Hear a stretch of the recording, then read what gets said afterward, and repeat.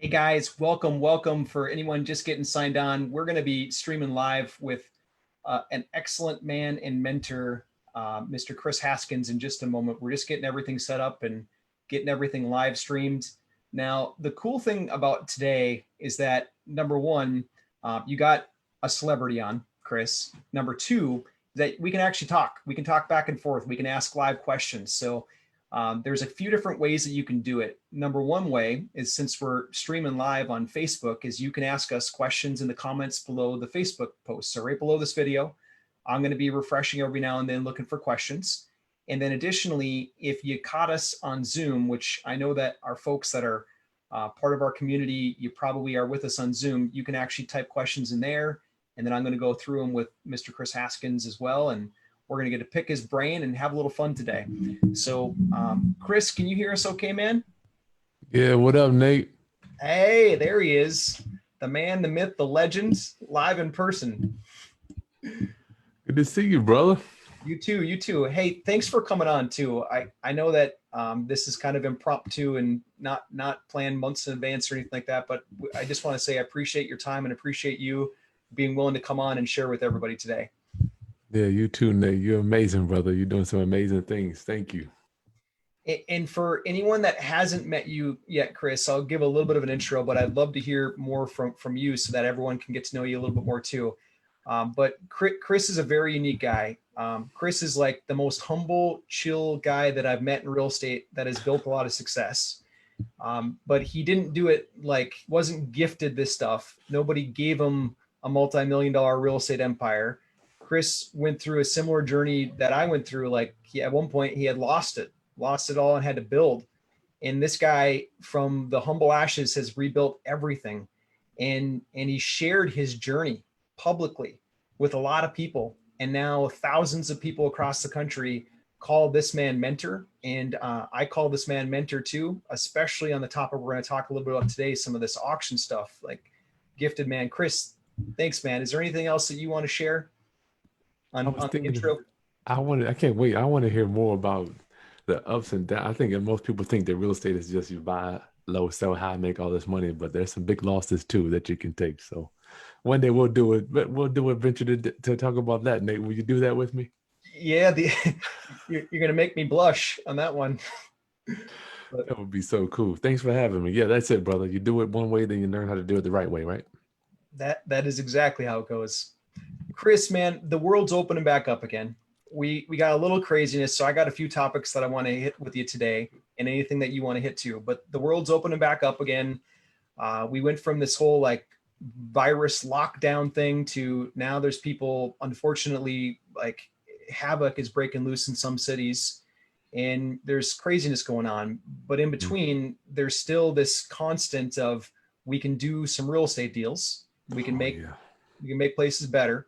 Well, yeah. what are you doing today? What's working for you to make real estate work? Man, I'm big still subject to taking over payments. It's just I feel like the handle has been really cranked up on that, Nate. Nice. I guess in your world it's called I guess you call it owner financing, right? You don't necessarily call it subject to anymore. I don't know.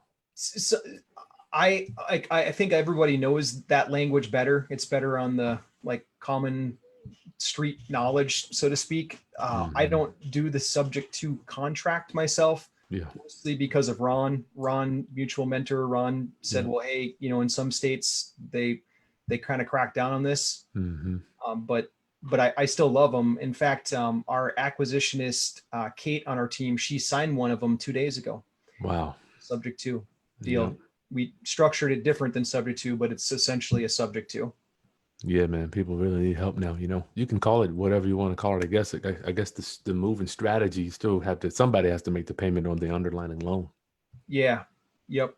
So, How are you acquiring? Like what's the secret? Like everyone right now that maybe they're working on their first or fifth deal, but they don't know how to gain back the momentum again because everything got shut down for a while. mhm. What would you say to them? What are you doing actively to get that ball rolling again?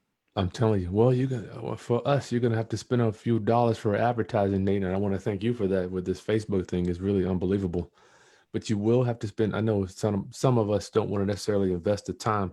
I always look at it like this. You can either invest time or your money, right? Either you're going to go out there and shake the trees driving for dollars with your time, or you're going to put some money into your advertising, right? So for me, as I'm getting older, it's always easier to write a check than it is to go out there and spend a lot of my time. So yeah, we're cranking up the wheel on online media advertising things to you, and it's really cranking in. The leads coming in, it's unreal. It's really a cool system that you put together, Nate. I appreciate you for that too. Yeah, yeah, sweet. So a couple days ago, I don't know, a week ago, you had mentioned that you had one lady on the phone from it. Did anything like what kind of conversations are you having? What's real life? No leads are perfect, so I want to Mhm. know the real life. What's happening? Well, just like I guess in any lead generating business or scenario, one would say the majority of the leads are not going to be great. I mean, matter of fact, some of the leads people are calling in, they don't know what. I'm like, why in the hell are we even talking? You don't even own a house. But it's cool. I guess it's just the business, right? So yeah, the second lead that came in, I guess last week, the lady, man, I went to see the house. She loved me. I sent her my little credibility kit with my family, and everybody's warm and fuzzy. And she goes, well, I just don't know about leaving that payment in my name. She had zero equity. So I talked to her this morning. She didn't sit well in her stomach. So I think she needs to sizzle a little while. And like her and like a lot of homeowners, they're not feeling the pain due to that deferment thing. Uh-huh. I think that pain is going to come in. And I think it's our obligation to paint a clear picture for our homeowners that these payments aren't going away. They're just kind of, I don't know. I don't even know how to describe. I don't want to tell them that they don't have to make it. I mean, I'm trying to figure out because this is the first time that I've had so many people that don't have the payments. They don't necessarily have to make the payments, but they are still cranking up. They're still adding up. Yeah, yeah, they are. In Kris, for a second here, I just want to bring in and let you know you got a lot of fans watching right now. You got Hey, Dutch Andrews. He hey, says, Dutch. "Great guy." He's reminding us that he said you lost it all twice. I don't know that story. Oh man. So you I got just talking about when some people tried to bury me, but I don't even go into that one though. oh That's a whole nother thing. you got Sandy on. You got Hey, Rhea Dutch. on. What up? You got Eric on, you got Buck on, and then you got approximately 20, maybe 21s fluctuating up and down between the two Nice. different social spots that we're on. You got a lot of people here. They're cheering you on and Hey, saying hello to you right now. what up? What up, fams? We're going up against Ron LeGrand, by the way, Nate. You know that. Wins are on LeGrand. What's happening? He's on all day today. Oh, is he really? Yeah. Ah. So And Eric Cooper says, "Good to see you again, Kris, since North Carolina. what's up, Congrats E? on the new baby." Thank you. Thank you. Uh, Okay, Excuse me. I didn't mean to derail you there. Okay, so It's cool. you're telling us what you're doing now to bring in these deals. So you're paying some media. Mm-hmm. Are you back in the auction game yet? Are auctions open again? They are here. Matter of fact, I got a list of 20 of them here. We just have a virtual assistant. She pulls them every week. We get people to do the skip tracing, and then we might even go up to the house well, we were going to the house before, but I'm not doing that anymore. Just the COVID thing. So can't get them there. Then we just go to the auction. I'm like, we're going right there. You got to have your money. You got to be knowing you better know what you're doing. I would not say that it's for newbies. Yeah, yeah. Well, what's that? The last one that you bought at the auction? Because there's a lot of people that are asking about auctions right now. As most of us know, there was a freeze in most Like 2 cities and months. states, so Mm-hmm. like auctions kind of got backlogged. Yeah. And now that freeze is lifting. It sounds like it lifted in your area. Yeah. And so now the backlog, you might have a little bit of a surge here coming Mm-hmm. through. The last one that you bought at the auction, what's that like, man? Like you, you got to have cash. You got to move fast. Like you're bidding against other people. Can you tell us that journey? You do, brother. Well, the thing is, every state's different. I know I have a business. One of my lenders is in New Mexico. They have to close in 2 to 3 days. I can't remember if it's 2 or 3 days. But in Virginia, all we have to have is 10% of the purchase price. So if Okay. we're buying it for 100,000, you got to have 10,000 right then on the spot. 10 G's. Mm-hmm. Okay. All right. Which to me now it doesn't sound like a lot now, but I mean, when I started out, I'm like, God 10,000, man. I mean, I would never be able to come up with that type of money years ago, you know? Yeah. And so you're there, like literally you got your cashier's check of Yeah. whatever amount you plan on bidding that day, 10%. Yep. Um, in the last one that you bought, we can talk about that one We specifically. can. Yeah. What does it work? Auctioneer? Is it like we see on TV? Oh, $1 here, $2 here. Like what's going on? How do we do this? Break this down for us. yeah. So in our area, it's so people have the so misconception, right? They think they got this auctioneer that's opening bid, starts at they have a low bid and then it's bidded up. People think that that's how it goes. Doesn't work like that. I thought it worked like that because I went to, do you remember when auction.com was doing a lot of stuff like 2010, 2011, and they would actually like promote bringing a horde, a ballroom full of people. Mm-hmm. That was my auction experience. I bought a couple properties at auction. So there's like Okay. 500 people in the room, and like it Yeah. was like a cattle auction. But what's the real auctions like? Let's talk about these auctions you're buying properties from. Yeah, we're talking about foreclosure auctions, and I want to make sure we're clear because I think that word foreclosure gets thrown around so loosely, Nate. And people say, "Well, I bought a foreclosure," when they really bought an REO. They don't quite necessarily, it's used very loosely. But I'm talking about going to the steps, bidding right there. There is no opening bid that's going to get a low bid and they're waiting for the bidders to bid it up. The bank has submitted their number to the foreclosing trustee, and that's it. They're going to say, listen, the opening bid is 80,000. Does anybody want to bid? And then they're going to shut up. And then everybody looks around and see who's going to bid first. And then we start bidding, and it only goes up. They never lower the bid in Virginia. Now, I can't speak for every state, but it just doesn't go down. And you only know what the bid is when the trustee arrives. There is no knowing you don't know what the opening bid is until you get there. In this mystery opening bid, and you got Eric Jones asking about this actually too. He said tax deeds, foreclosures, trustee auctions, question mark. But this opening bid kind of seems mysterious. Like who sets that number? Government, the county, the tax, like who sets that bid? That's a good question, Nick. It's crazy. Foreclosures in Virginia, they're not even regulated.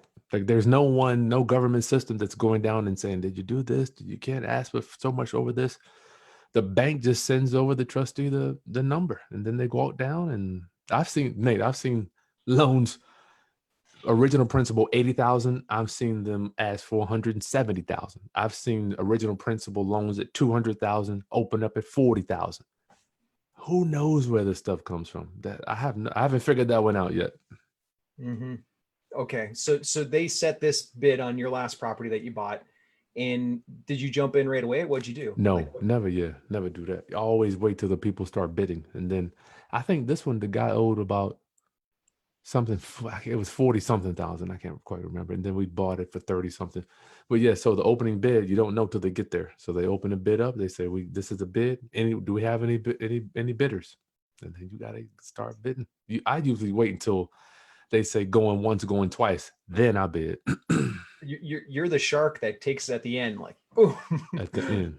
Okay. So this particular deal you got, other people were bidding on it. Oh yeah. And then it got literally down to the wire, and then you threw your hat in. Yeah. Well, shit, man. So many of them. I guess the guy bid, and then we're going back and forth. And my favorite bid is $1 over. I know it pisses people off.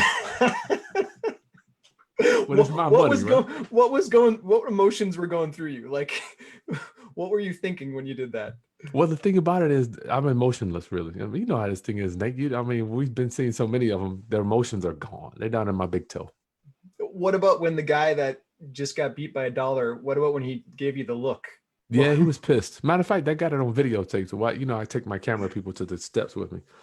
But yeah, they're a little upset when you win. But shit, man. So they bid. I bid $1 over, and then they say only bid we're going to take is $100, and then they'll say highest increments we want 500 because they want to speed it up. Because we'll stay out there, man, for 10-20 minutes bidding it up $100 at a time. Did you secure the deal with that one position, or did you have to go back and forth a little more? Yeah, we went back and forth for about 15 minutes. I think I got 100. They changed the increments to $100, and we won it on that. Okay. Okay. So eventually they say, okay, sold. You get the victory. Yep. And then what happens next? But don't forget, you can't even bid until you show them that you have your proof of funds. So they don't even, unless you have a cashier's check, you can't Uh, even. You can. They're like, they have a sign-in form, yeah. and they're like, well, we need to see your cashier's check before you can sign in and actually bid. So just, I want to make sure your listeners. How do they regulate you? Let's say you brought in a $5,000 cashier's check, so you can 10% would be 50,000. How do Okay. they regulate you from bidding 60 grand on a property? Well, I've seen that too. So you got somebody that only bought 50, and then the current bid's 59. Uh-huh. If they win the bid, they'll go. If the person doesn't have the 10%, they'll go to the next person. They'll go, or they'll redo it. Uh, I've seen arguments. Hey man, you only got 5,000. What are you doing bidding? It can get real crazy up there, Nate.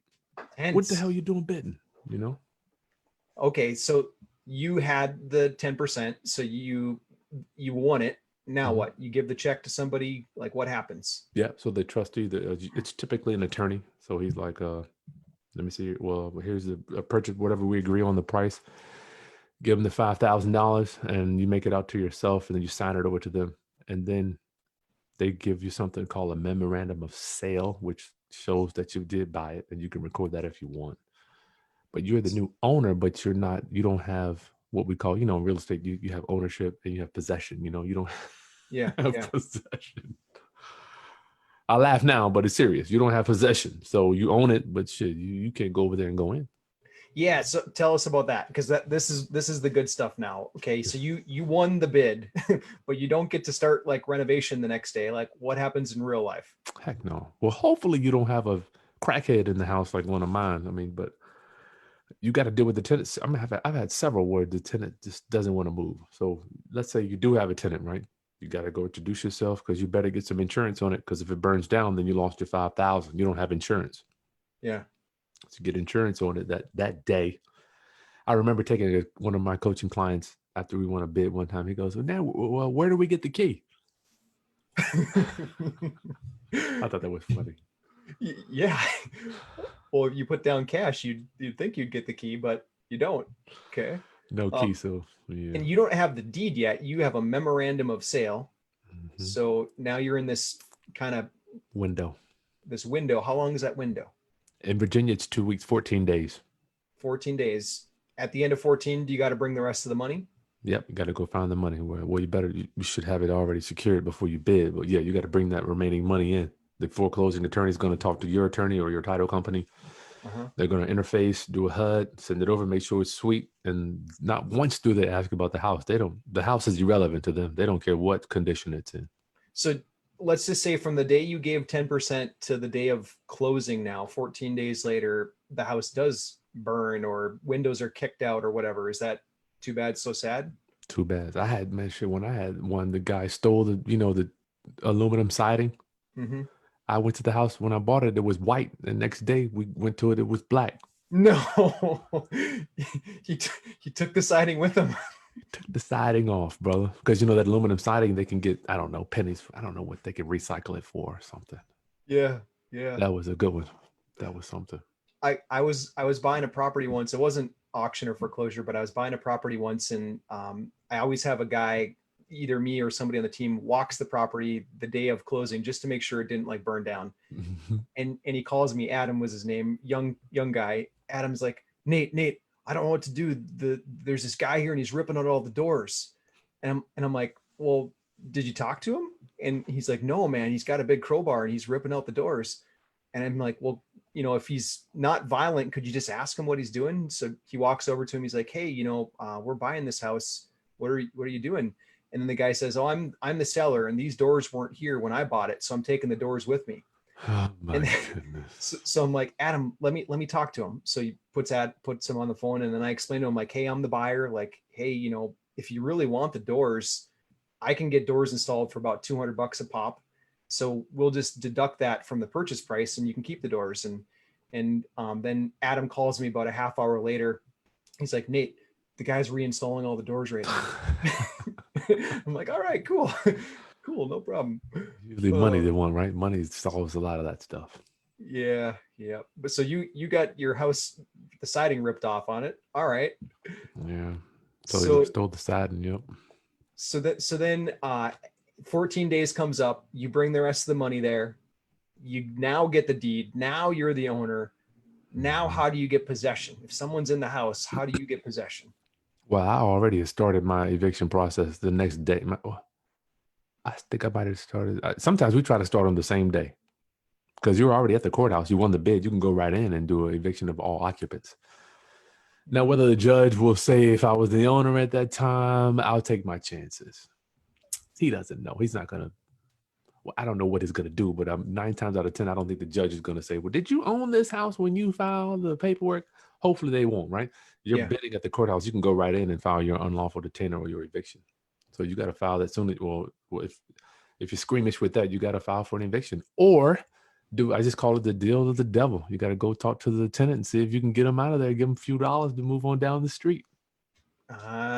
Like cash for keys. Same thing, yeah, just like you did with those doors, man. Money. I'm like, I go over there. How much money? What do you need? How much do you need to get you where you need to be? Uh-huh. Got it. Got it. And so on this one that you most recently bought, did you have to do that with the occupants or was it vacant? Yeah, had to do it. Got to make the deal with the devil. You did the deal. How much did it cost? Can you share? Yeah, I think it would cost me $900. Either five or nine. I can't remember name. Either 5 or 900, whatever it was. I'm happy to pay it. I want my house. The dollar is as long as it's not crazy. We can help them get them down the street, and we have them sign an affidavit saying, "Listen, I blank am accepting X amount of dollars. I will be vacating the premises, not to return. If I do return, I agree that it's trespassing." All that stuff. The You don't want to. legalese, the Yeah, necessary. brother. In this particular family, any challenges or was it pretty clean deal? No, he was a crackhead. So yeah, he was challenged. He took a lot of stuff. He was pooping in the no water. He was pooping in the bucket and throwing it in the backyard. Just nasty, Nate. Just pray for these No, people. no, you. It's terrible, Nate. Oh man. Drugs are terrible, man. I feel bad for people going through this stuff. Yeah, yeah. Drugs and alcohol. Hmm. It's I have nothing against people that do decide to drink, but it's why I don't drink. It's I watched an uncle basically die in his 50s because of it, and Mm, he had so much potential, and but you get trapped into a waste. cycle and you're not coming out of it. It's a waste, brother. Sad, man. So yeah, we got him. He was gone. Then we went in and that house was a tear. It was so bad we had to tear it down. You had to tear down the house. Oh yeah, it was. Oh, Dude is was. that bad? Oh wow, I didn't know you got into projects like that too. So you literally knocked this thing down. I don't know how the hell he was living in there. It was terrible. No, I mean, the plumbing didn't even work. I mean, the sewer line. Not only did it not have any water, the sewer lines were broken, and it was just nasty, man. Poor cat. Wow. Yeah. Wow. Okay, so what's going on with that property today? Rebuild, new construction. Yeah, we're building a new house. No biggie. Wow. Yeah, New no house. no biggie, just no for the guy with the big S on his chest. No big deal. Nate, you do this stuff. We pay 7,000. The house is gone, and put a new one on there, and I forgot about it. Sweet. And so now you got a builder that's building a new house on this lot. Hmm. Oh, okay. Well, that's going to have to be another day that we interview you again, man, because we want to know how you structure that. Yeah, that's cool. That's some fun stuff, man. Tearing them down and put the drawings on and all that stuff. Dealing with the appliances. I mean, utility companies and pouring footers and all that stuff. You do new construction, Nate? I did four brand new houses. You And done everything. actually I've done six. Two of them went so good with a builder, and then I signed up for four with the same builder, and it didn't go as smooth as the first two. We had a lot of complications, With and him or with the deal? I don't blame him. In fact, even on the other deals in my life that I've lost money, like yeah, I've made some bad decisions, but ultimately it comes back on me. That's a real Um, winner. Real winners take responsibility for everything. You have to. You have to. I lost my shirt. My like literally like had to sell the majority of all of our rentals and had Hmm. to liquidate everything over really big redevelopments. Yeah. So we didn't tear these things down, but they were Chicago downtown, beautiful, like not beautiful area, but not beautiful properties. They're old Yeah. rundown duplexes. And we couldn't knock them down because if you knocked them down, then you'd have to basically adhere to modern day code with new New construction. codes. But as long as we left 3 walls up, what we were doing is we'd knock out the back wall, dig down in the basement, go up with the thing, and then so redevelopment. So it's almost new Hmm. construction, but Gotcha. and anyways, that's where I got my butt kicked. My butt was kicked inside and out on those, and Mm. that's why I'm more squeamish now on getting into big renovation projects. Yeah. There are people that do them though, like they do them really well. I'm Yeah. just I just have my butt kicked there, so I prefer the simple deals, nice and simple. The Your honey's prettier the hurting. house, the better. Butt's hurting a little bit from sitting on all those problems. Thank you for calling me out. Yes, I've I been need there, brother. I need that. I've been Hey, there.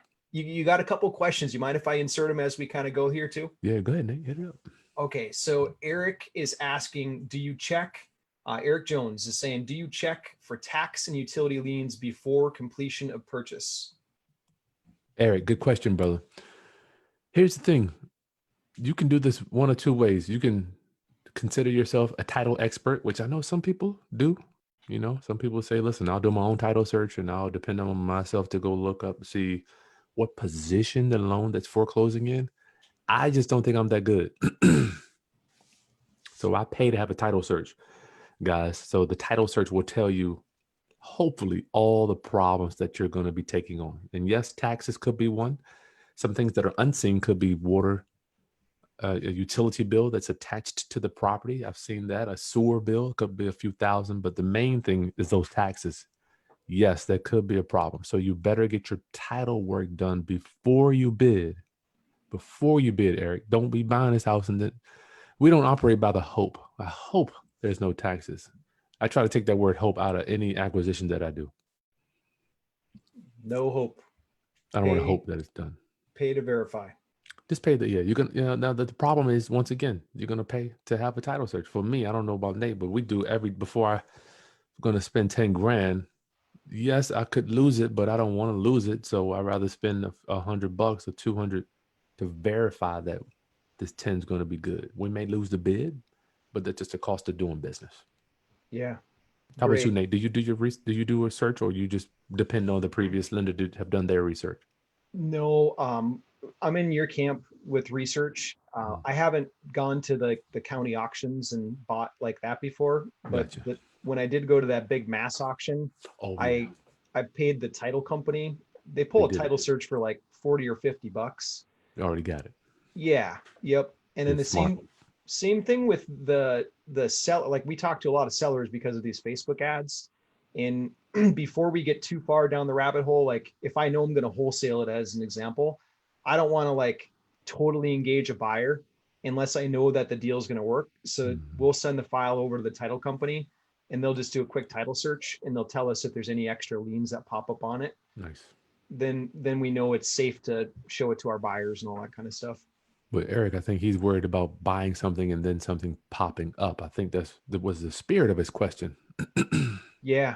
Yep. I agree. He says that when he's done it before, he pulls the lists of the sales the day before the auction, and then he runs around town the night before the auction to look at them all. Oh And shit, you ask Eric, you're a bad man. Kris, you're not peeking through windows at night the night before. I will go. We definitely drive by before we put some money out. We do a drive by. I have somebody on the phone. But you gotta do that 3, 4 days. You gotta do your title search, Eric, several days before. And it might be 4, 5, or 6. We got Mr. O'Neill here. Mr. O'Neill is asking, can you explain how you do the seller financing process? Oh yeah, sure. That has nothing to do with the foreclosure, but yeah, we don't necessarily do owner financing. I don't know about Nate, but I don't want to give up the deed, which you can. I don't want to give the deed up, so we're going to either do a land contract. I'm sorry, yeah, a land contract or a lease option. Mr. O'Neill. So I don't know if I want to recommend you giving up the deed, because unless you're in Texas, because then you have to foreclose. Is he in Texas, Nate? Mr. O'Neill, let us know. O'Neill Smile, let us know where you're at, man. Then we can go a little deeper on that one. And I totally agree with Kris. Like, if we're gonna do any kind of term, so to speak, with a rent to own buyer, we try to keep it as just a paper contract, not a deed transfer. I did one. I shared this story with Kris a week or so ago, that I've had two notes that could have been called due. I had one actually called due, and then another one potentially because I sold it by giving away the deed on the seller finance contract. And my banker reached out to me saying, "Hey, we don't like that." So, Hmm. fortunately, a few months later, that guy ended up leaving, and I legally got the deed back. But I wouldn't do that again. Not a, Yeah. and Mr. O'Neill says he's in Massachusetts, and he goes, thank you. I don't know Massachusetts. I don't know. Well, Nate might know better. I don't think they have a lease option thing. Texas is the only state that I know of. Yeah, Texas, for whatever reason, I don't know the history, but they didn't like that Yeah. rent to own deal, and Mm-mm. they went after it. So, Mr. And O'Neill, don't do. I said, I don't want to say don't do it, but I guess if Nate is the expert, so if he's holding on to the deed, I'm holding on to the deed. I guess think about doing it. Think about that at least. you got one here from Eric. Eric says, "How do you convert a quit claim deed received from the auction to a warranty deed prior to selling it to a new buyer?" Wow, that's a good one. So they quit claim the deed to you. That's nasty. Yeah, and he's saying from an auction. How do you convert a quit claim deed received from an auction to a warranty deed and then sell it to a new buyer? You're gonna have to do a whole new closing, and yep, you're gonna have to deed it into that, brother. You're gonna have to do a full search, 62-year search. You can do it though. Just sell it from yourself to yourself, or sell it to another entity you own or something like that. But you're gonna pay recording fees. You're gonna have to pay. Ah, I don't know what the fees are in Nate's town, but shit, you're gonna pay 8% here. If it's $100,000, you're gonna pay $800 to record all that crap. there you But go, then you Eric. have your deed though. Eric, let us know if that helps you, man. If Yeah. that makes sense. Sell it to yourself, Eric. You're gonna have to do that. Sell it from yourself to the entity, or create a new entity. That way you got your deed. Beautiful. You got Paul Cusick saying, "Thank you for doing this. This has been very informative, and I know very little about foreclosure."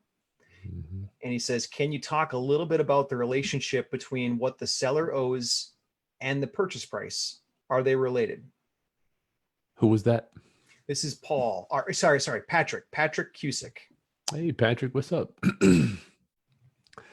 Excellent question. I wish there was some relation. I try to figure this stuff out when I'm looking at what we call it is the original principal. That's who's going to foreclosure, right? So the original principal. I wish I could share my screen. So the original principal, let's say it's 150,000. You can share screen if you want. You feel free. You should have full control. If not, tell me and I'll make sure that you get it. All right, so I'm gonna pull up my little list I'll pull up my current list so you guys can see what it looks like, what we go through. This is cool stuff here. You guys are getting the price of admission today. Yeah, yeah. And we got another one coming up after this. Wayne is going to ask us about reverse mortgages. Okay. So share screen. Screen two. You got it, Nate? The screen's coming up now. There we go. Yep, we got it. So there's my little list, right? I get them every week. They come in. Let's just look at I don't know. Portsmouth. Let's go to Sugar Creek here. I'll highlight this one so you can see it.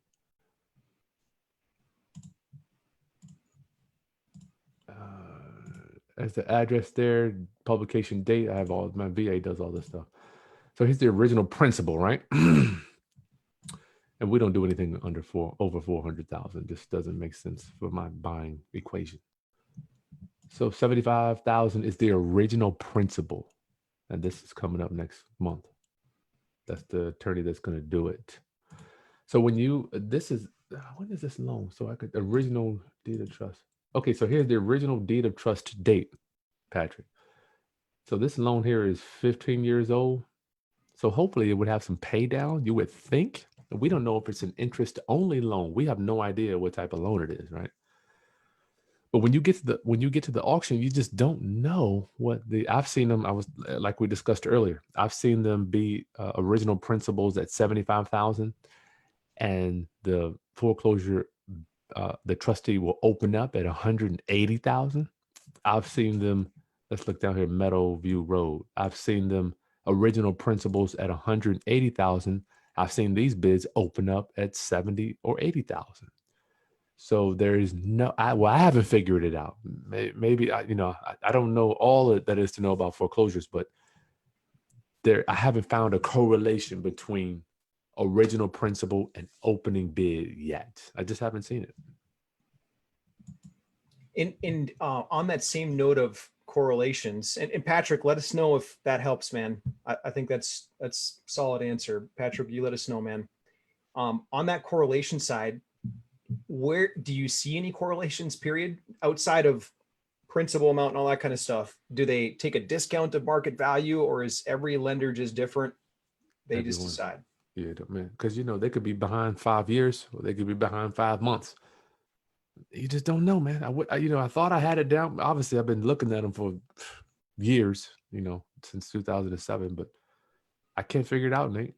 I don't know, brother. I think they have their BPO and they do whatever they need to do before the auction, and they got their little equation, whatever that could be.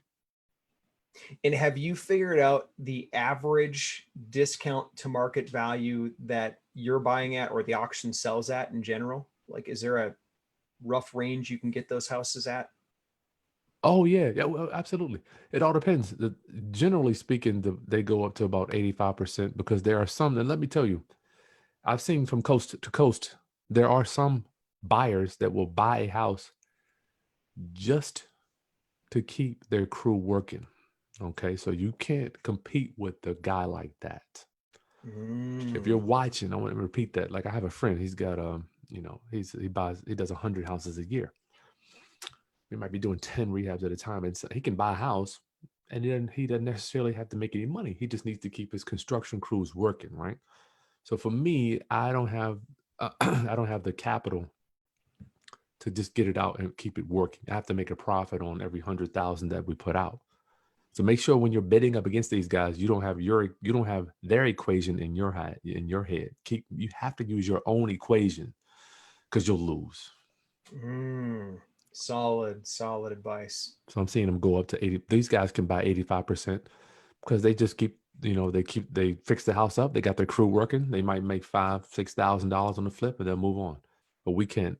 I can't speak for everybody, but I wouldn't be able to put out several $100,000 and make 5,000. It would be a good use of my time or my money. Yeah. And I'm going to steal Kris's concept here. And for any of you that are wholesaling out there, Kris just gave you gold. If you're going to wholesale a house, would you rather wholesale it to the person that just wants to keep his crews working and will pay more? Or would you rather wholesale it to the person that's trying to buy it for what you bought it for? Mm-hmm. And I would try to find that buyer. The point is, try to go find that buyer, because if they just need to keep their crew working, you could feed them a lot of houses and have margin for you in that equation. That's right, Nate. Are you that guy, Nate? Are you the guy that all you have to do is keep the crew working? No, not even close, man. All right. No. I was having a conversation with one of the guys on our team that he helps wholesale the properties to buyers. So he's always looking for buyers. And what he's finding is that, like, the folks that like to do the flips, buy, fix, and sell, they always want to buy it for like pennies on the dollar, super, super discounted. And on the other side, the folks that are going to keep it as a rental, they'll pay a little bit more. Yeah. And we were breaking down the reasons behind that. And if you think about it from a wholesaling perspective, the landlord buyer is a better buyer because they don't need to account for selling it with a realtor and paying realtor fees. They don't need to account for long holding costs or granite countertops, or they can get by with a lesser rehab. Therefore, they might be able to pay more for the property. And once that concept was open, he's like, wow, this is awesome. Yes, I get it. I'm going to spend all my time looking for landlord buyers because they're a better buyer. They are. And now I'm going to have them watch this recording because you just gave another one. Look for the person that they just need to keep their crew busy. They do. And I think that's respectable though. Like guys like me that are flippers, we have a lot of risk. I mean, the market could change any day. I agree. I agree. I was telling them yesterday that where the good flipper buyers like you come in is usually rents and prices don't go up proportionately. Like Mm-mm. you might have a $90,000 house that rents for $900 per month, but it doesn't necessarily mean that $100,000 house is going to rent for 1,000 per month. No Like way. prices will go up and rents will not go up proportionally. Mm-hmm. I got one right now that's a $600,000 house and rents are not 6,000 per month. Mm-mm. Rents are like 3,200, maybe 3,300. And so the rule that I just said about landlords, it does not apply when you get into higher prices. Oh, gotcha. So if you're dealing with $300,000 houses, those are much better to find a flipper buyer. Like Mm-hmm. flipper buyers are your best friend because landlord buyers can't go up as high. Yeah. And those, Can't cash flow it. yeah, there's the I don't know how the words. heck you gonna cash flow a $600,000 unless you got you have to have a lot of bedrooms in there. That'd be rough. The seller on it, so he came in from marketing, and the seller on it, he owns it free and clear. And he initially wanted cash for the deal, and then we kind of talked numbers, and then we ended up settling on 550 as the price. I showed him what he would lose to realtor fees and whatnot if he sold it on his own. So we settled on 550, but the terms are 4% interest, interest only, 10 years on the interest only. Ain't bad. And so the payments on that, they're less than what I'd collect per month on the rent by a little bit. I'll make a little bit of a margin. But for me, it's in an area that I know historically has gone up and up and up. And it's very, even during the last crash, it didn't go down very much. Mm-hmm. So I'm betting on a little bit of cash flow per month and the long-term play on it. And it's just a beautiful property. It'll be a headache-free property for me. You something, Nate. You something. So Kris, you got another question here from Wayne. This is Mr. Wayne Ball. This is a little bit of a tangent, but I think that you'll be able to help or at least add some insights. He says, how does a reverse mortgage work in calculating your offers? Oh yeah. Good one. Good one. Wayne. I'm trying to think if I have done a reverse. I think I might have done one of these reverse mortgages. From my experience, they will take a discount, but I just haven't seen them come down low enough. Nate and Wayne. I don't like reverse mortgages for my elders. Merely, I just think that these reverse mortgages, they're loaning them, let's say 50,000. They're creating a note for 3 times the amount on the house. From what I've seen, it just hasn't been in the past. They haven't been the best products for my elders to get. However, for the investor to try to go and get it, the lien or the deed of trust is so big. I haven't been able to make them work. There is no equity once they get those reverse mortgages. It's not enough equity to do the deal, and you can't take with the payments Mm-hmm. because they will call that note 6 months after the person transitions. So basically, someone calls it reverse mortgage, you just walk away. Not your thing. Well, I look at it to make sure that it's no equity, and yeah, I've tried. Yeah, I haven't made them work. I don't know about Nate. I've bought one, but I can remember it. I've never bought a single reverse mortgage one. In the handful that I've looked at, they're similar. Like the lender, like I did one of them, I got pretty heavy into the mortgage documents. In where the lender was banking, it's almost like they're placing a bet on the person dying and then taking back the house, and that's where they make their big spread. So when the But terms are stacked in that favor, it's against you right from the get-go. yeah, I don't spend a lot. We do it. When one comes in, Wayne, we do a little research on it, but I would prefer to just give the occupant some advice and then kind of move on because usually some family member that's inherited the problem, one would say, so they're looking for a solution. They're in the house. What do I do? Mhm. It's real touchy. Yeah. You are Claude Moss says reverse mortgage properties are an investment no or no Yeah. go. Mm-hmm. And you're getting all kinds of hearts and likes getting pounded over here by Eric and Claude and a few other people. Nice. I Thank don't you, ever get guys. those by myself, so that's totally you. We can work, y'all. We can work on Nate. We can work on Nate a little bit. We can.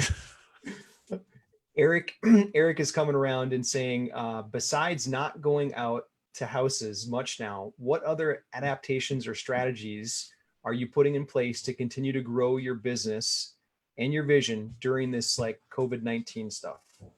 Besides not going, I gotta tell you, I don't say this frequently, but I'm in the real estate business because I'm what you call a high I, Eric. I don't know if you ever took a disc analysis. I didn't take one until recently, right? So I'm like, I'm nervous. I get nervous when I don't have people interaction. So I have to go out, at least drive by the house. I can't sit in the office all day. So I'm still going out. But yes, what we're doing differently, we do digital walkthroughs. I know Nate was big on that. Pictures, but you gotta digitize. If you ain't gonna digitize, you're gonna be gone. I'm in my opinion, if you haven't figured out how to maneuver this internet, and not only that, get on his phone. If you don't have any presence on his phone, Eric, I just think that you're going to be in a little bit of trouble in the near future. And I don't say it's, listen, I bought Zoom stock at 160, right? It's 230 today. I mean, I just don't know if this internet thing is going to slow down. I just can't see a future. I don't see anything but going on, moving online. Good feedback, man. Good feedback. Kris, this is a question from me. You are so chill. And I know that when you're sitting down with sellers, whether they admit it or not, they're making a big financial decision. And I think part of what makes success for you, other than you just being you, but it's keeping the calm, keeping the chill, and helping that this be like a relaxed decision, not like a high pressure, you got to sign, nothing like that. Yeah. Can you give us any insights on or tips on what you do when you sit down with a seller, right from ringing the doorbell? Any tips or feedback that you'd give us to help us keep the Kris Haskins chill to us? Yeah, man. I can't take credit for it. I get it from my dad, by the way. Ah, So, golly, first thing out of your, in my mind, when I go to meet with a seller, the first thing is I don't know if I'm going to buy your house or not. ah, It's irrelevant to me. Matter of fact, I don't even care if I buy it. I got enough houses, right? So that's my thing. I'm like, am I going to do this deal? I don't know, but I let them know that too. Like Miss Smith, because they're all, like you said, Nate, that's the biggest thing they've ever done. They're all scared to death. I'm like, listen, you can relax. I don't even know how I'm gonna buy your house, so it's okay. It's okay if I don't buy it. It's okay. So I let them know that I'm cool with not buying it, as opposed to the 2007 Kris Haskins that showed up. I'm like, dear God, if I don't get this deal, I'm not gonna eat dinner tomorrow. So you have to get them, even if you're broke. You cannot go in there thinking that you have to get, I call it deal-itis. deal-itis. Yeah, don't deal-itis. You got to get a deal. I need a deal. I need a deal. Yeah, So yeah. don't go in that first thing mindset. I don't even know if I'm going to buy your house. I tell them that. If you can keep that mindset, and then at the end, I mean, when you're talking to them, I don't know if I'll buy it. I'm not quite sure. Wow, that lets the pressure out. Yeah, Okay. it's cool because then you can talk to them. Yeah, yeah. I like it. What else you got? This is good. So I don't know if I'm going to buy your house. And if once we're talking to them and I do like it, then I will, give them my solutions. But if we find out that they don't, if it's not a mesh, I let them know that, listen, I'm going to give you some alternatives to doing business with me. I want to make sure that you see the whole scope. Because the last thing I need is little old ladies thinking I'm taking advantage of them. I tell people, I'm like, I don't need no old ladies thinking I'm out here taking advantage of people. So listen, you can do ABC, you can do boom, boom, boom, you can try this, do that. Then you let me know if you want me to buy it. I got enough houses. I don't need to buy another one. I've seen thousands of them. So let me see if I can help you. I think, Nate, you said it too. Buy from your heart or deal with your sellers from your heart. I think that's big. Don't try to you're not going to do every deal. Try to help people. And the more you help them, they're going to be like, that dude, Kris.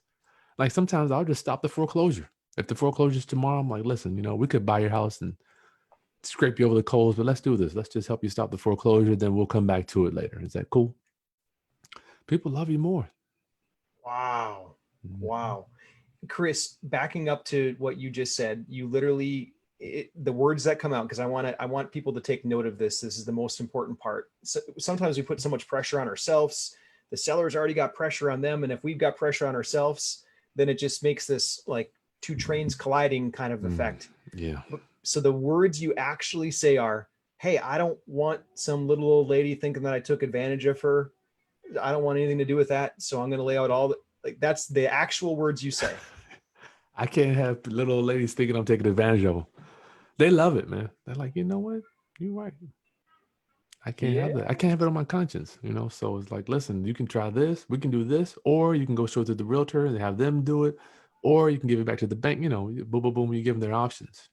Yeah. This is so good. This is so good. And it's true, which I from all that I know about you, it's totally true and from the heart. So just when you're sitting there, you can relieve that pressure.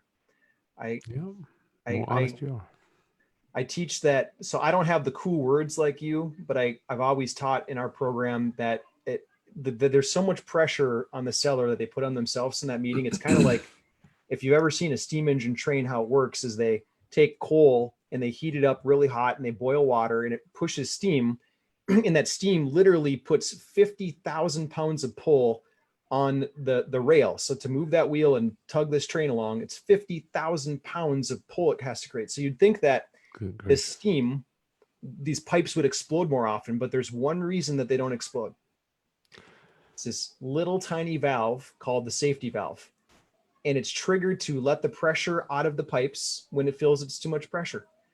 And if I think if we can borrow your words, we'll let all the pressure out of the room, I just like like that. that. I like that, Boom. Nate. Yeah. And then we can actually move the train forward instead of trying to have competing forces. So this is good, man. You got some good stuff, Nate. You got some good ones, Nate. You've been around the block, bro. I'm just trying to figure out how to really synthesize this because there's different ways to say things. Mm-hmm. In the more natural, like you just said it, like that's why I wanted to really hone in on your words.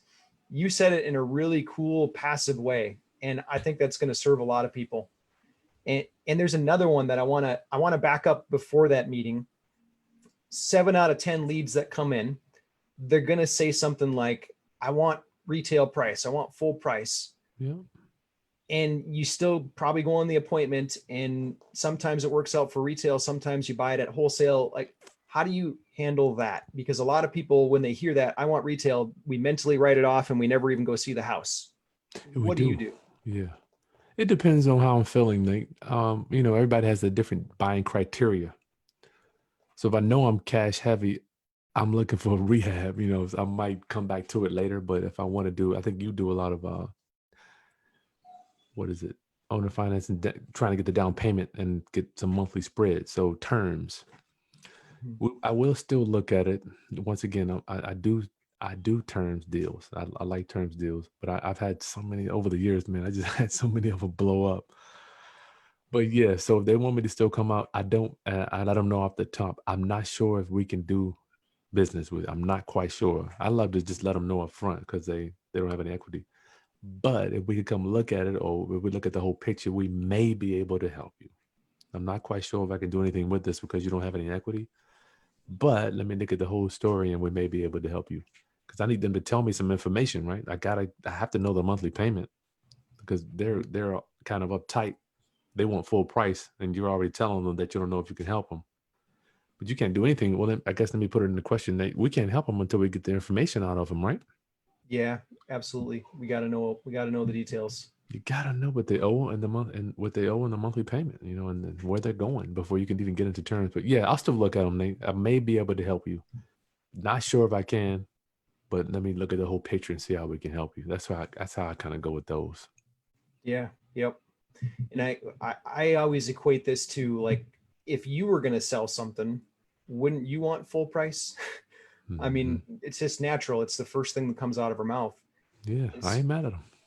And so when we sit down with the seller, the very first thing that we get to know you time, whatnot, walk around the house. And then when we sit down to go through numbers, open book, boom, let's put it all on the table so that everybody understands this isn't some mystery like punch in the gut lowball cash offer. This is, Hmm. hey, I can offer a cash offer. Here's how we get to that number. Let's go through it line item together so everybody gets it.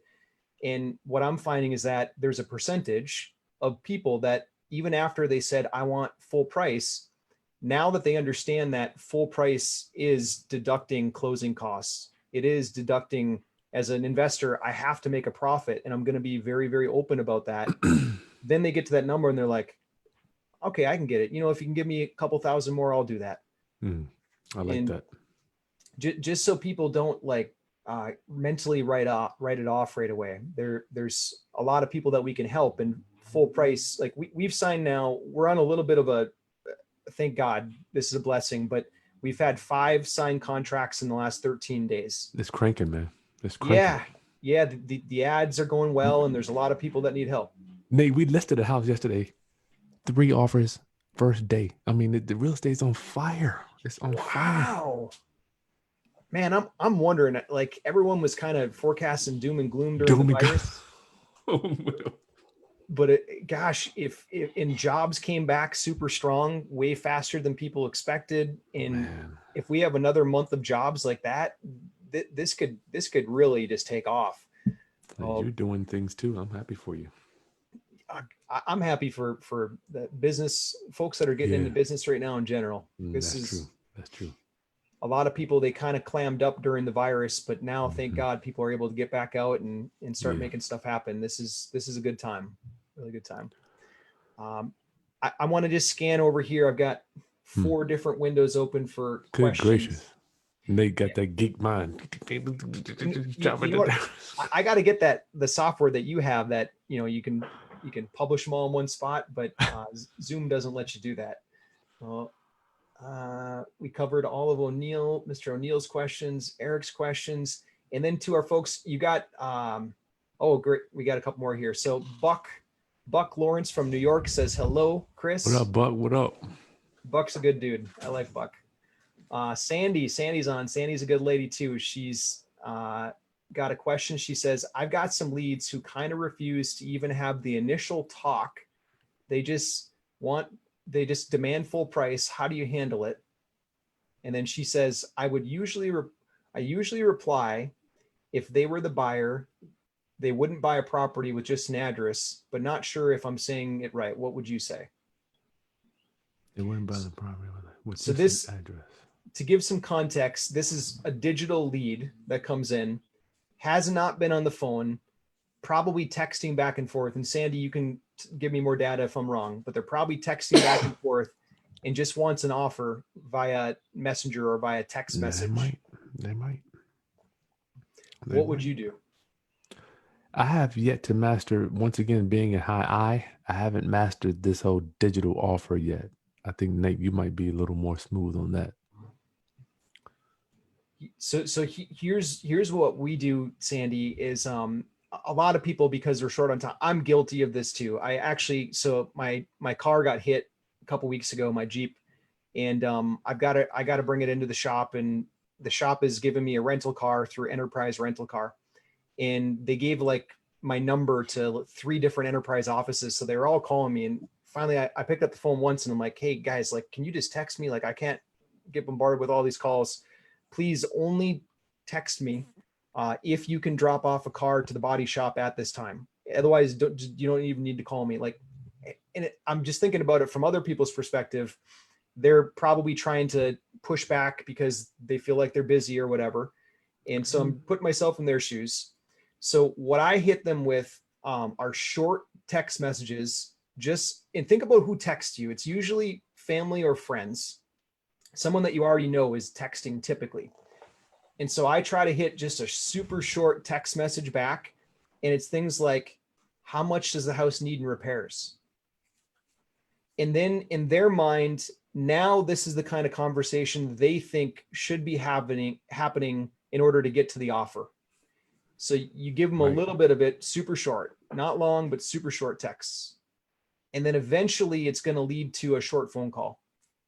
Okay. So you go back and forth 3 or 4 times with super short text messages, and then say, okay, I think I can get you an offer. I just need 3 minutes. Let me know when's good for you. Boom. I like that, Nate. Sounds like you're asking questions over text, pretty much. Yeah. Well said. You can simplify things. I like that one.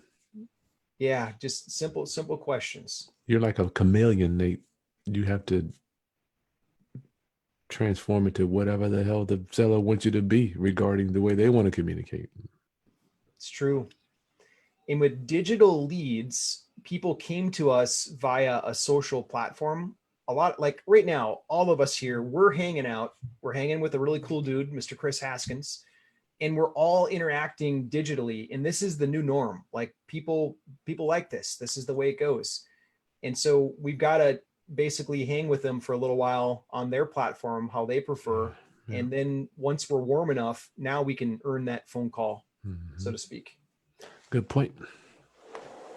Rhea is asking, hi, Kris, you mentioned being able to stop foreclosure. I'm a newbie.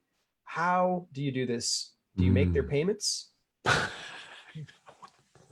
What's the name? This is Rhea, like ray of sun, Rhea. Raya, I'm going to come through this screen and get you if you make payments on anybody's house that you do not own. You know I love you. I want to say this and still be loved. I'm glad you're saying this because that's what I pictured in my mind. I'm like, oh, how's he doing this? Is stopping, paying? What's going? I Better got, not. I got one right now live, a Nashville one. A sister is the lender to another sister, and the sister's foreclosing on the sister. And I just about made the payment. I just about Get did. out of here. No, because I couldn't find another way. She owns it on a land contract, so it's kind of gray territory. But anyways, you tell us, Kris, the right way. What's the right way to do this? Well, I don't know if it's the right way. I'll just know if one or two ways. I mean, we just do something called a self-filing bankruptcy. Self-filing bankruptcy, and you're not practicing law. All you're doing is pointing somebody in the right direction, and you're not taking any money. We don't charge people to do this. I don't want people to say, well, you charge somebody legal services. Look, we'll show you how this is how you file a self-filing bankruptcy. Boom, boom, boom, boom, boom. It will stop 100% of creditors. I don't care what creditor it is. Land contract. I have seen people not pay their water bill. I've seen them cut the power back on. That federal bankruptcy protection is a beast. That's what it's for. So you show them how to do that, and then they give the case number, and then if they want to go through with it and finish it all up, they can do that. But that's what we do. Now, once they file, and I'm not asking you to be an attorney, so if you don't know, don't go here. But once they file, could they pull that back if they want to, or is that like once the genie's out of the bottle, the genie's out of the bottle? Well, by default, after I don't remember the days. I think it's 14 days. I don't hold me to it. It gets discharged automatically. Oh, okay. So you do whatever you got to do, clean it up, and then you can kind of go back in and start your procedure, whatever you're doing. But do your own research on that. So I just point people in the direction to do that, and they will love you. Oh, Jesus! You talking about people that will just hug you. I've had people. I mean, yeah. When somebody has a matter of fact, I've stopped them the same day. And when you got somebody losing their house today, and you show them how to stay in there. I mean, how they can stop it. I mean, they just love you. Once again, you want to serve. The more you serve, is like you never know. They're going to tell people. They may come back. You don't know what's going to happen. So yes, that's how we do it. That's awesome. Rhea, let us know if that helps right there. Let us know, and I'll report back to Kris. You got Diana. Diana's asking, a seller wants to sell subject to, however, his house is in an HOA, homeowner association, and they will only allow to sell to an occupied. Let me read this again. However, his house is in an HOA and they will only allow seller occupied houses. Any suggestions? I've seen that. They can do that about the bylaws. They can record. They can not allow you to rent it out. They can cause you real heartburn. Yeah, I don't know about that one. I would probably pass. Unless you're moving in it. Are you moving in it? There you go, Diana. You want to move in that one? I personally, I don't want to move in no house that I can't rent out if I change my mind. You know, time and circumstance might, you move in and then you have to move in a month. You never know. Diana, if this one's worth it, if it's not worth it, then just do what Kris said. Like you don't want to waste your time. But if it's worth it, if you see a lot of equity, you might put it under contract, subject to long inspection, and then you go out and you find an owner occupant buyer, and you simply assign your contract. That Okay. way there, you're never going to take title. You're never going to own it. You're just selling your contract. You're assigning it. You're assigning your contract to the end buyer for an assignment of contract fee. You make a couple bucks on it and you move on to the next deal. That was gonna be a little bit easier said than done, though, Nate. It is. Yes. I mean, you come on, Nate, give me the whole thing, man. Ain't nobody assigning no contract to no end buyer today. We were doing it 10 years ago, but you're gonna have to, do some magic to hook that up and make it work around the lender and all that stuff. But we can't get into it now. But at least Yeah. forewarn her. Diana, Kris is totally right. If let me ask you this, Diana, what's the purchase price on that? If we're talking like lower end senior community, 30 to $60,000 kind of small condo or like mobile home kind of rent, can probably pull it off. If we're talking $400,000 place, probably not gonna. Here's why. Kris alluded to this. If the end buyer needs financing, this isn't going to work. It's just not going to work Well, because it won't work like that. But go ahead. if you got cash, if cash is coming in, cash doesn't get tied up in the nuances of the contracts, like who's assigning to who. Like we got a buyer right now on a duplex that we've got in Milwaukee. We got this duplex with a seller and we're wholesaling it to the end buyer, and the end buyer is using financing, and the end buyer's lender is wondering why the name on title on the purchase agreement doesn't match the name on title of the deed. And so we're writing this letter of explanation that we're wholesaling the property, and lenders just don't like that. Like for them, it's so complicated. So, yeah, Are they going to do yeah. that, Nate? We've had to record liens against houses. Do another contract between the buyer and the seller. They're gonna pay the fee. On this duplex that we're doing, Yes. I don't know yet. This yesterday No. is when usually our buyers, we aim for the cash buyer, but this buyer is really motivated, really wants it. So we're toying with using his, well, we're trying to use his lender, but the lender's already saying, well, why don't the title name? So that was yesterday. So today we're reinventing, we're writing a letter of explanation, and we're going to see how that goes. No, you should document that one, Nate. I would love to see how that one turns out. Yeah, Kate on her team's gotten a couple through with lenders. What? Yeah, she's gotten them through. It's never Wow. easy. It's never, but we just kind of roll with the punches. So I'll document it. You gotta let me download that letter, brother. That must be a beast of a letter. We'll see how it looks when it's all done with this one. Okay. Let me scan our board. Rhea said totally helps. Thank you so much, Kris. Yeah. Okay. And you got Dutch. Dutch is over here, said thanks. You got a lot of hearts, a lot of loves. I think we nailed all the questions though. Cool. Sweet. Kris, anything else you want to share? Any parting thoughts before I let you go, man? We've had you for over an hour. I appreciate this. Yeah, if you're doing foreclosures, Nate, just make sure you're doing your research on what lien you're going to be bidding on. If it's make sure, because I've seen thirds, seconds, and thirds foreclose. I had a partner buy a house with a big old first behind it. So make sure you know what lien is foreclosing. Just because it's a $20,000 mortgage doesn't mean it's in first position. Okay. And then the second thing is just you're gonna have to deal with the tenant. Be prepared to deal with people. Treat them right. If they live in the house, give them a few dollars to move. If not, work with them, help them move where they got to go. Beautiful. Kris, for anyone that hasn't met you from my group here, how do we get a hold of you if they want to reach out to you and follow what you're doing? Because you're doing a lot of good, especially with your YouTube channel. Like you're mentoring thousands of people. How do people get in touch?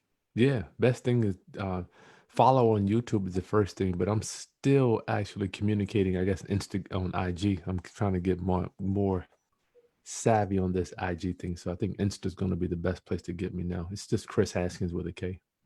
Awesome. So guys, everybody here, it's Kris with a big K, Kris Haskins with a K, and you can find him on Instagram. You'll also see him out there, YouTube and his website and whatnot, but find him on Instagram. That's how you can get him best right now.